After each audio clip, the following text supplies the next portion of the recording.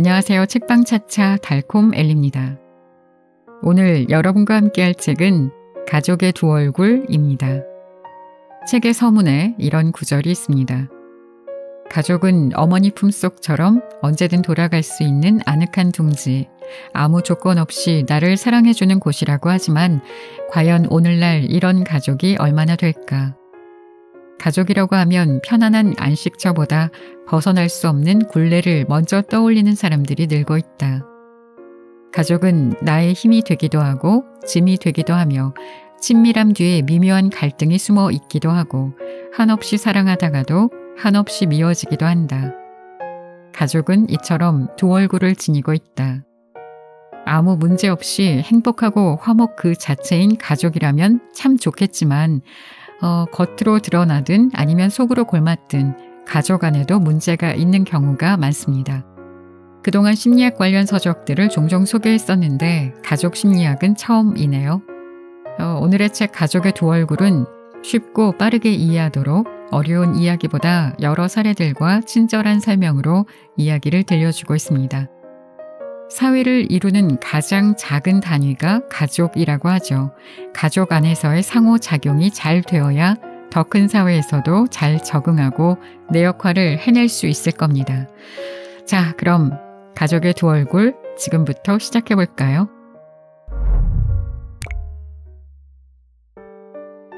감추고 부정할수록 더 커지는 상처. 트라우마는 외상 후 스트레스 장애로 마음에 난 정신적 상처를 말합니다. 그렇다고 마음의 상처를 모두 트라우마라고 하는 것은 아닙니다. 우리가 날카로운 것에 살짝 손을 베었을 때를 떠올려 보면 당장은 아프고 피가 흐르지만 잘 지어라고 감싸준 뒤 며칠이 지나면 언제 그랬냐는 듯 상처가 아뭅니다. 그러나 깊이 베인 상처는 쉬 낫지도 않을 뿐더러 치료가 끝난 뒤에도 두고두고 흉이 남습니다. 심리학에서 트라우마라고 할 때는 이처럼 지속적이고 어쩌면 항구적일 수도 있는 마음속 깊은 상처를 말합니다. 트라우마는 익명의 대중이 붐비는 전철이나 공공장소보다 가정에서 더 자주 발생합니다. 가족은 한 번 우연히 마주치는 사람들이 아닙니다. 지하철에서 접촉한 불쾌한 사람을 다시 만날 확률은 희박하지만 가족은 싫든 좋든 평생 함께해야 합니다. 어쩌면 이것이 가족 심리학이 별도로 필요한 중요한 이유입니다. 한 조사에 따르면 서구에서는 10살 이전의 내 아이 중 1명꼴로 트라우마로 힘겨워하며 성인 2사람 중 1명이 트라우마로 인해 고통스러운 삶을 살아간다고 합니다. 아주 운이 없거나 극히 예외적인 경우에만 트라우마가 생기는 것이 아닙니다. 저명한 프랑스 신경정신과 의사 보리스 슈릴리크는 트라우마는 피해자의 기억 속에 새겨져 마치 그를 따라다니는 유령처럼 그 사람의 일부가 된다고 말합니다. 트라우마를 만든 사건은 일회적이었을지라도 피해자에게는 매일 때로는 하루에도 수십 번 그때의 생생한 감정이 치밀어 오릅니다. 특히 성인기보다는 어린 시절 트라우마의 경험이 인생에서 매우 중요한 영향을 미칩니다. 슈릴리크는 그에 져서 유령의 속삭임에서 트라우마에 대처하는 자세가 상반된 두 인물을 분석한 바 있습니다. 심리학적으로 흥미로운 연구 대상이기도 한 두 사람을 만나볼까요? 만인의 연인에게 숨겨진 비극. 노마진 모턴스는 36세로 짧은 생을 마감한 아름다운 여인이었습니다. 16세에 처음 결혼했지만 4년 만에 이혼했고 두 번째 결혼 상대는 아직까지도 미국인들이 야구 영웅으로 가장 먼저 떠올리는 전설의 타자 조 디마지오였습니다. 야구 영웅과 헤어진 뒤 만난 세 번째 남편은 세일즈맨의 죽음으로 유명한 아서 밀러입니다. 결혼까지 가지는 않았지만 천재 과학자인 아인슈타인도 그녀와 사랑을 나누었던 사실이 밝혀졌습니다. 이제 누구인지 감이 오지요? 그녀는 바로 마릴린 먼로입니다.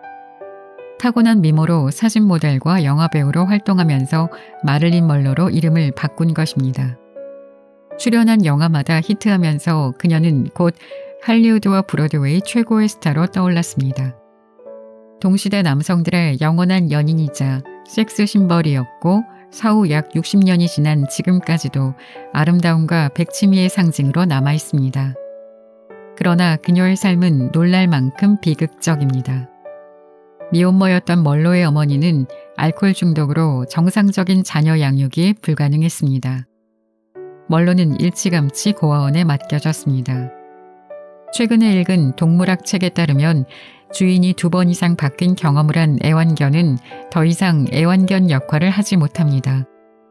버림받은 충격으로 지나치게 우울하거나 공격적인 성향을 갖기 때문입니다. 강아지도 그러한데 사람은 어떠할까요? 멀로는 어린 시절 생모에게 버림받고 여러 고아원과 몇 곳의 위탁가정에 연달아 맡겨졌습니다. 어느 한 곳에서도 사랑받지 못하고 여러 곳을 전전했으며 9살 나이에 이웃 아저씨에게 성폭행을 당하기도 했습니다. 조금 더 성장하자 주위의 남자들은 그녀를 성적 대상으로만 대했습니다. 그녀는 주변 남자들에게서 따뜻한 사랑과 돌봄을 찾았지만 안타깝게도 그녀를 농락하고 이용해 먹으려는 사람들만 주위에 우글거렸습니다. 성장기가 불우했을지라도 배우로 성공한 뒤 멀로가 가진 아름다움과 스타로서의 명성은 오히려 남자들을 쥐락펴락할 수 있는 놀라운 무기가 될 수도 있었는데 멀로는 그러지 못했습니다. 그녀는 어린 시절 받지 못한 사랑을 남자들에게서 보상받으려 했고 그것은 덫이 되었습니다. 심리학자 앨리스 밀러는 어린 시절 부모에게 사랑을 받지 못한 사람은 나이가 들수록 더욱 채워지지 못한 사랑에 집착한다고 말합니다. 멀로는 집착하면 할수록 더욱 상처를 받았습니다. 숱한 연문에도 불구하고 세기의 연인인 멀로는 끝내 약물과다 복용으로 힘든 삶을 마감했습니다. 버림받음의 트라우마를 경험하지 않으려고 몸부림쳤지만 결국 더 큰 상처를 받았습니다. 그렇다면 이 가여운 여인이 트라우마로부터 벗어날 방법은 없었을까요? 그녀가 상처의 수렁에 빠지지 않고 건강하고 주체적인 인생을 살아가기 위해서는 불행으로 인해 손상된 자아상을 회복하는 것이 필요했습니다. 어린 시절이 불행했다고 성인이 되어서도 반드시 불행한 것은 아니야. 엄마의 외로운 삶에 가슴이 아프고 아버지의 불성실함에 화가 나지만 나는 달라. 나는 엄마와 같은 삶을 반복하지는 않을 거야. 멀로는 스스로 자아상 회복을 위해 이런 주문을 외우며 자기 존중을 이끌어내려고 노력했어야 합니다. 트라우마를 극복한 미운 오리 새끼. 어린 시절 트라우마를 가진 사람이 멀로처럼 다 비극적인 삶을 사는 것은 아닙니다. 대표적으로 동화작가 안데르센이 있습니다.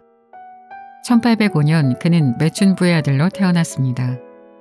포주인 외할머니는 딸을 억지로 길거리로 내보내 돈을 벌게 했습니다. 딸이 안 가려고 하면 뺨을 때려서라도 몸을 팔 것을 강요했습니다.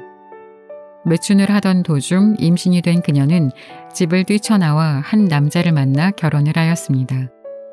그러나 군인이었던 남편은 광기의 발작 속에서 자살하였으며 그녀도 알코올 중독으로 사망합니다. 안데르센의 어린 시절은 중독, 폭력, 매춘, 가난으로 점철되었습니다. 한 인간의 출발점에서 이보다 더 불행한 조건을 갖춘 이가 또 있을까 싶습니다. 그러나 이런 암울한 조건에서 안데르센은 멀로와는 다른 삶을 선택합니다. 비록 불행한 가정사를 가졌으나 글을 배우고 시를 쓰면서 새로운 문화에 눈을 떴습니다. 그에게 관심을 가져준 이들과 교감을 나누고 창작의 기쁨 속에 과거의 그림자를 다스릴 줄 알았습니다. 그는 결코 과거의 불행을 회피하지 않았습니다. 그의 문학 작품에는 불행과 행복이라는 두 세계가 모두 공존합니다. 만일 그가 어린 시절의 불행을 저주하는 데만 몰두했다면 그의 아름다운 동화 작품들은 세상에 나오지 못했을지도 모릅니다. 불행한 과거에 사로잡히지 않고 행복을 향한 날개짓을 결코 포기하지 않았던 안데르센의 내면을 가장 잘 반영한 작품이 대표작 미운 오리 새끼입니다. 미운 오리 새끼는 주변으로부터 따돌림 당하고 무시당하는 슬픈 과거를 지녔습니다. 안데르센은 이 불행을 없는 일로 지우려 하지 않았습니다. 불행을 인정하고 행복으로 향하는 노력을 포기하지 않았기에 마침내 백조로 변한 미운오리 새끼 이야기를 쓸 수 있었습니다. 그것은 안데르센 자신의 자전적 이야기이기도 합니다. 안데르센도 어린 시절의 아픔이 있지만 다른 선택을 했습니다. 안데르센은 그의 힘든 어린 시절에만 머물지 않았습니다. 현실의 고통을 단순히 지워버리고 싶은 기억으로만 치부하지 않고 행복으로 가기 위한 여정이라는 적극적 관점을 가졌습니다. 자신의 트라우마와 불행을 다른 관점에서 바라보았기에 안데르센은 성냥팔이 소녀, 미운오리 새끼, 인어공주 같은 슬프면서도 따뜻한 깊은 여운을 남기는 명작 동화를 남길 수 있었습니다. 안데르센이 자신의 불행에 긍정적인 의미를 부여한 것은 일종의 관점의 변화이자 가치관의 변화, 즉 패러다임의 변화입니다. 상처와 불행을 치유하는 데에는 이렇게 패러다임의 변화가 꼭 필요합니다. 똥떡, 상처 치유의 지혜. 똥떡은 오늘날처럼 과학과 심리학이 발달하지 않았던 시대에 우리 조상들이 트라우마에 대처하는 지혜를 엿볼 수 있는 풍습입니다.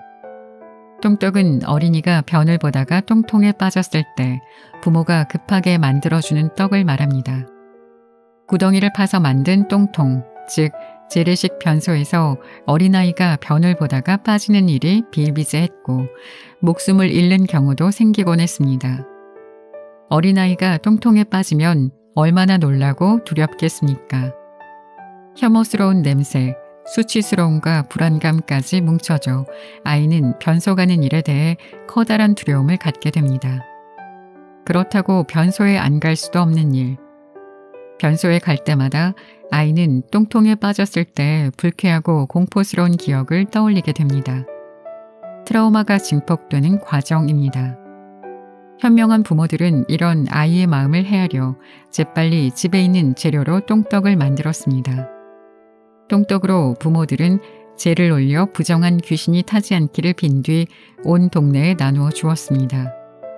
아이는 직접 떡을 들고 동네를 돌며 똥떡, 똥떡 하고 크게 소리를 칩니다. 예기치 않은 간식거리를 받아든 이웃들은 아이에게 좋은 덕담을 해주기 마련입니다. 녀석 놀랐겠구나 하며 머리도 쓰다듬어 줍니다. 아이는 이웃들로부터 관심과 격려를 받으면서 자연히 똥통에 빠진 황당한 경험을 대수롭지 않은 일로 극복하게 됩니다. 바로 이것이 심리학에서 말하는 직면입니다. 자신이 경험한 현실을 외면하거나 없었던 일로 애써 피하는 것이 아니라 당당하게 마주보는 것을 말합니다. 똥떡은 변소에 빠진 아이의 불안, 수치, 공포를 치유하는 놀라운 트라우마 치료 메커니즘이었던 것입니다. 이쯤 되면 왜 똥떡이 특별한 재료나 형식 없이 급하게 만들어졌는지도 짐작할 수 있습니다. 조상들은 사건이 발생한 즉시 똥떡을 만들어 아이의 상처가 더 깊어지기 전에 회복시키려 했던 것입니다. 아이는 부모가 만들어준 똥떡을 통해 놀란 마음을 진정시키고 다음 날 다시 변소에 갈 수 있었습니다. 무엇보다 직면하는 것이 중요하다. 트라우마 치료는 가능한 한 빠른 시간 내에 무엇보다 직면을 통해 이루어져야 합니다. 핵심은 가족의 따뜻한 배려와 공감, 적극적인 관심입니다. 조상들이라고 해서 모든 가정에서 똥떡을 만들지는 않았을 것입니다. 아마도 자녀를 소중하게 여기는 가정에서 내려온 전통이었을 것입니다. 모든 트라우마의 치료에는 이러한 똥떡이 필요합니다. 트라우마를 입으면 우리 마음은 자동으로 방어기제를 작동시킵니다. 그런데 이 방어기제는 상처를 치유하는 것이 아니라 은폐하고 회피시키는 데 불과하기 때문에 근본 해결책이 되지 못할 뿐더러 대개 이를 더 키우곤 합니다. 따라서 방어기제가 작동하기 전에 트라우마에 대한 조기 치료가 이루어져야 합니다. 트라우마 피해자에 대한 따뜻한 배려와 공감, 지지는 직면이라는 힘든 과정에서 드러나는 상처를 아물게 하는 힘으로 작용합니다. 나를 사랑하는 것이 먼저다. 초등학교 1학년 크리스마스 때 받은 멋진 은색 권총 선물은 지금도 잊을 수 없다. 차갑고 매끈한 촉감과 묵직한 무게감, 손에 착 감기는 느낌 등 모든 게 마음에 쏙 들었다. 나는 영화 주인공이라도 된 듯 들떴다. 신이 난 나머지 동네 골목으로 달려가 친구들에게 자랑을 하였다. 어젯밤 산타 할아버지가 이 멋진 선물을 주고 가셨다고. 주위로 모여든 친구들의 부러운 표정에 나는 더욱 흥이 났다. 그런데 한 아이의 말이 산통을 깼다. 그거 산타가 아니라 네 아버지가 밤에 몰래 갖다 놓은 거야. 나는 밉상스러운 녀석에게 쏘아붙였다. 웃기지 마. 착한 일을 많이 해서 산타 할아버지가 선물을 주신 거야. 이게 그 증거라고. 너는 매일 말썽만 부리니 산타 할아버지가 그냥 가신 거지. 그러고 집으로 돌아오는데 뭔가 찜찜했다. 처음에 신나던 기분은 사라지고 궁금증이 일었다. 정말 산타 할아버지가 이 권총을 주신 게 맞긴 한가? 산타 할아버지는 내가 이런 권총을 갖고 싶다는 걸 어떻게 하셨을까? 작년 크리스마스 때 아들을 위해 몰래 선물을 준비하다 문득 어릴 때 기억이 떠올랐다. 내가 어린 시절에도 산타를 믿지 않는 아이들이 많았는데 훨씬 더 영악해진 요즘 세상에 내 아들놈은 과연 루돌프 썰매를 타고 굴뚝위를 날아다니는 산타 할아버지를 믿을지 궁금한 마음이 일었다. 그러나 내 걱정은 기우였다. 아침에 일어난 아들은 크리스마스 선물을 발견하고는 간밤에 산타 할아버지가 다녀가셨다며 환호를 지르고 방을 뛰어다녔다.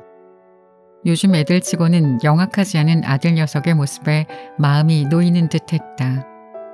아이들이 갖는 환상과 꿈의 세계는 그러한 환상을 세심하게 배려해주는 부모의 도움을 통해서 유지된다. 성탄절 특집 텔레비전 프로그램에서 한 고아가 자기는 산타클로스의 존재를 믿지 않는다고 담담하게 말하는 것을 보았다.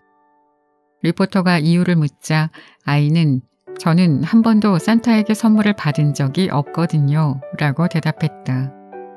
어린 시절에 산타 할아버지 따위는 존재하지 않는다고 나를 비웃던 친구들은 아마도 크리스마스 선물을 받은 적이 없는 아이들이었을 것이다. 열악한 현실은 아이들에게서 환상과 꿈을 일찍 앗아간다. 환상과 동화의 세계는 연약한 아이들의 자아를 보호해주는 방어 메커니즘이 된다. 성인과는 달리 아이들은 세상의 현실에 노출되면 감당해내기 어렵다. 아이들은 동화와 환상을 통해 그들의 연약한 자아를 보호받는다. 자기애는 어떤 슬픔도 이겨낸다. 모든 인간에게는 건강한 나르시시즘, 즉 자기애가 필요하다. 자기애는 나는 괜찮은 사람이야 라는 기분 좋은 느낌을 갖는 상태를 뜻한다. 자기애는 유아기 부모에 의해 특히 어머니를 통해 형성된다. 심리학에서는 태어나서 3년 동안 아기에게 가장 중요한 사람이 엄마라고 한다.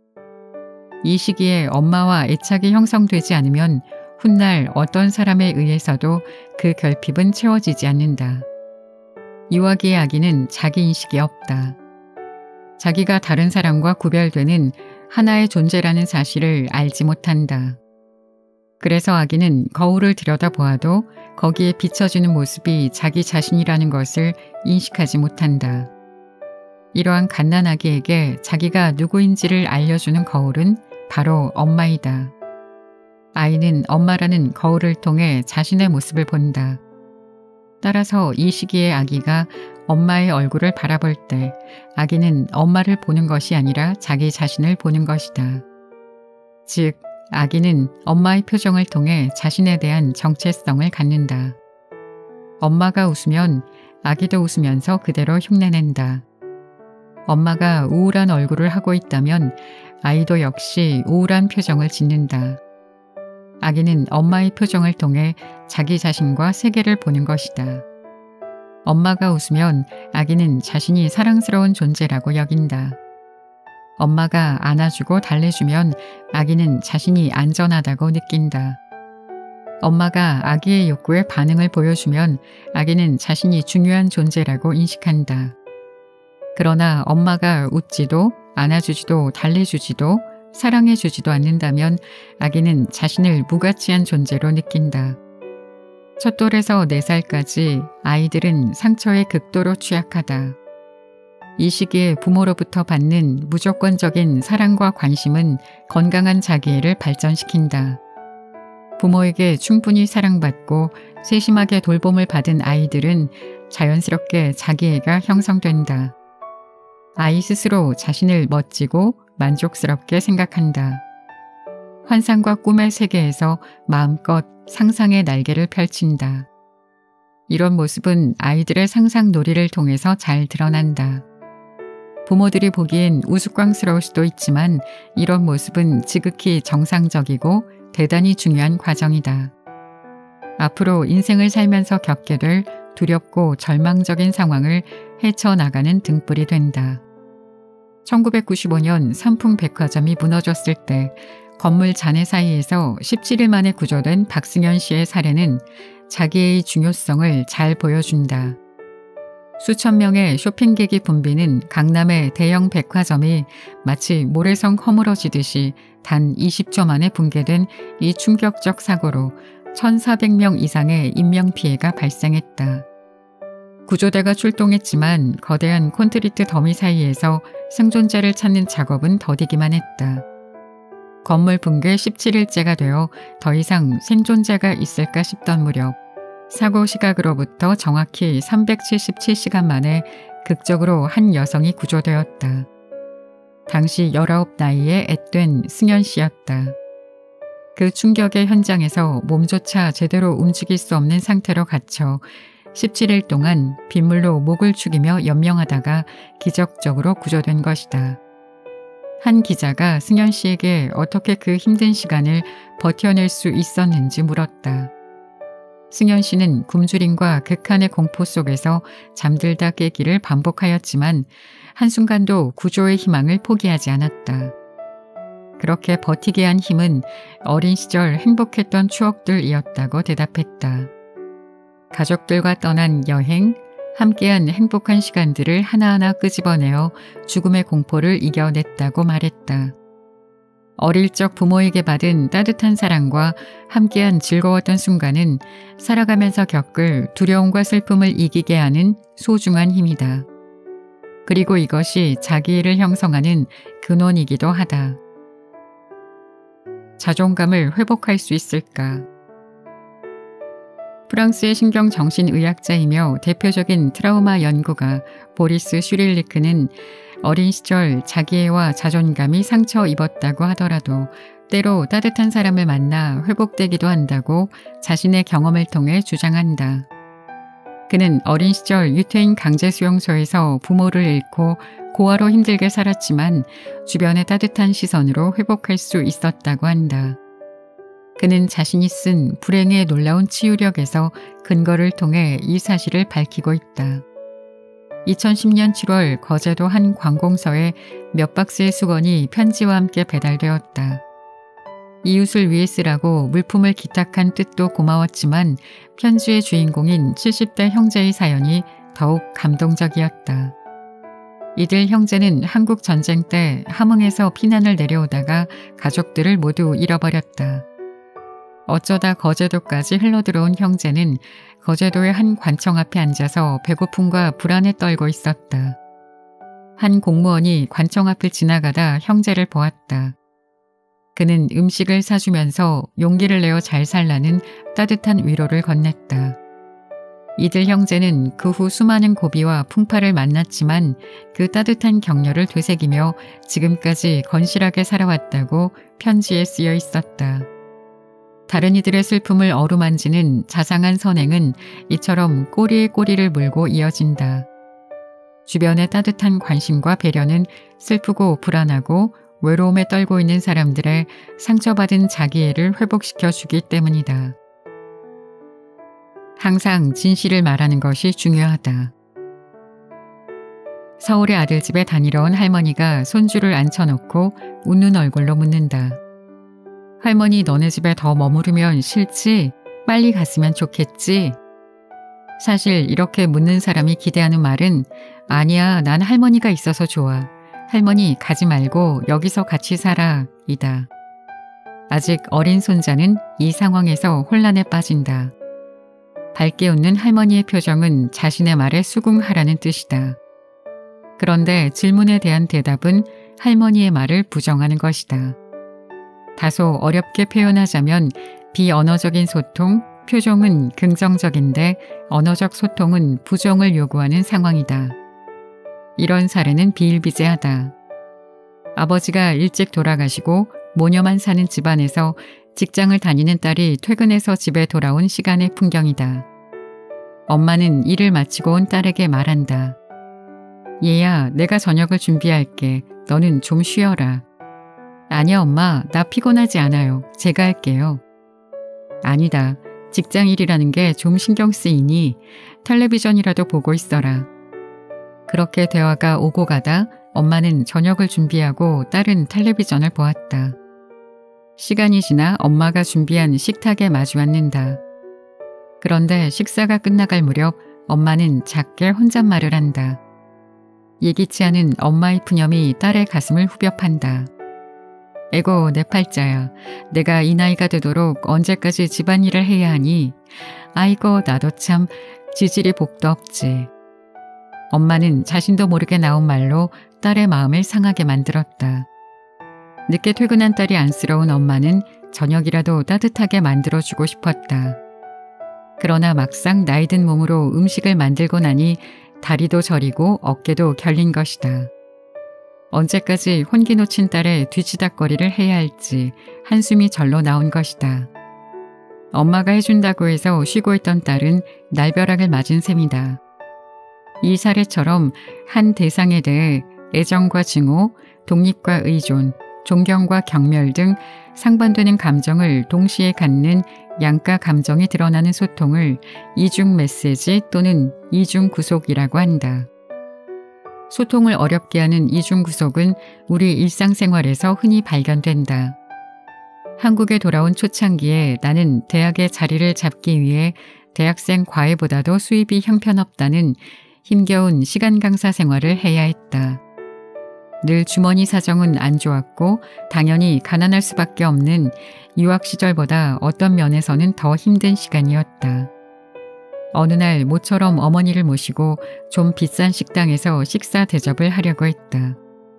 고급스러운 식당 분위기를 보고 어머니는 네가 돈도 없을 텐데 이렇게 비싼 곳에 가냐 라며 완강하게 거절을 하셨다. 어머니의 고집을 꺾지 못한 나는 할 수 없다고 생각하고 다시 집에 돌아와 대충 있는 반찬을 꺼내 어머니와 식사를 하였다. 그런데 식사를 하는 도중 어머니의 표정이 내내 밝지 않아 이상했는데 아니나 다를까 며칠 후 여동생에게 전화를 받고서야 그 이유를 알았다.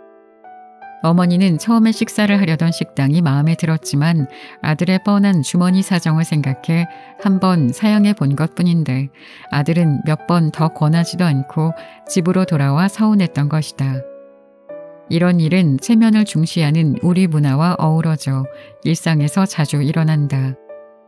소소하지만 이 역시 일종의 이중 구속이다. 왜 이런 답답한 일이 일어날까? 자신의 감정을 솔직하게 표현하는 법을 배우지 못했기 때문이다. 진솔한 표현은 다른 사람의 마음을 움직인다.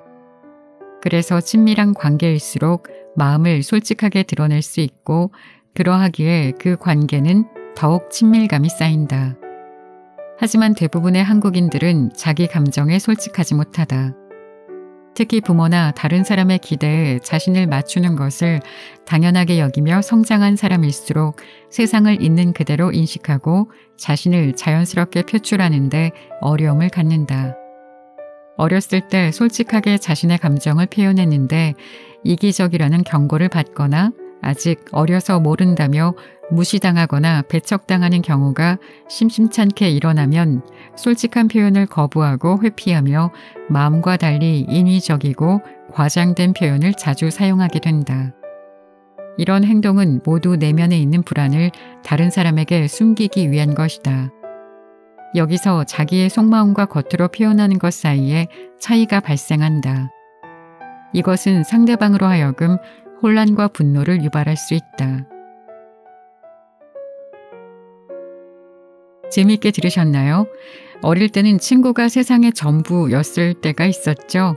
누구보다 나를 가장 잘 알고 내 편이라고 생각했는데 돌아보면 기억이 가물가물해서 이름이 잘 떠오르지 않는 친구도 있고 너무 오래 연락을 안 해서 어디서 뭐하고 사는지 알 수도 없는 친구도 많습니다. 역시나 나이 들면서 내 곁에 있는 건 가족뿐이라는 생각이 드는데요.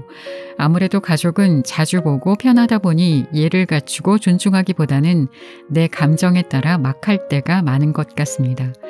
가족이 소중한 만큼 더 귀하게, 더 감사하게 여기고 더 잘해야 하는데도 말이죠. 별거 아닌 일로 가족과 불편해지거나 척을 지는 일은 없어야겠죠. 그런 의미에서 오늘의 책 가족의 두 얼굴은 여러 생각을 하게 만들었습니다. 오늘 소개한 내용에 등장하는 엄마들이 있었죠. 세상 엄마들은 다 비슷한가 싶기도 했네요. 엄마가 진짜 속마음과 다른 이야기를 하더라도 더 잘 이해하려고 노력해야겠습니다. 지금까지 책방차차 달콤 엘리였습니다. 감사합니다.